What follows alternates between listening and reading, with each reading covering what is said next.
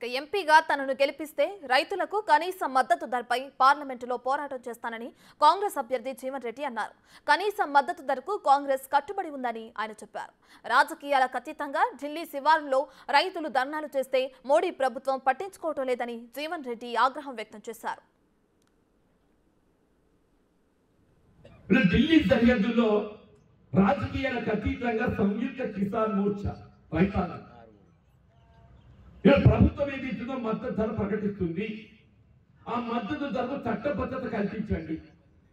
Minimum guarantee, minimum support price ఏదైతుందో ప్రభుత్వం చట్టబద్ధత కల్పించాలి. దీనికి ఇచ్చే గ్యారంటీ నాదే చెప్పాలి. మోడీ ఎందుకు ఎనకముందు అవుతుండే, మోడీ ఎందుకు ఎనకముందు అవుతుండే చెప్పడుతుంది. ఇవ్వాలని కూడా ఎన్నికలు ప్రకటించింది కదా.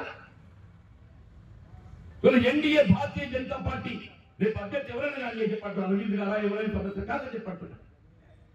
ఇలా కాంగ్రెస్ పార్టీ పక్షాన్ని నేను చెప్తున్నాను. నేను ఇలా కేంద్రంలో ప్రకటించే కనీస మద్దతు ధర మినిమం సపోర్ట్ ప్రైస్ అది ఏ ఉత్పత్తి కానీ, వరి కానీ, గోధుమ కానీ, మొక్కజొన్న కానీ, పప్పు దినుసులు కానీ, నూనె గింజలు కానీ ఏదైనా కానీ అని చెప్పంటూ నేను ప్రభుత్వం పక్షాన మీకు ఆ ధాన్యం ఏదైతుందో ఉత్పత్తి, వేద ఉత్పత్తి కనీస మద్దతు కల్పించేసే బాధ్యత కాంగ్రెస్ పార్టీ చేపడితే నేను చేయాలని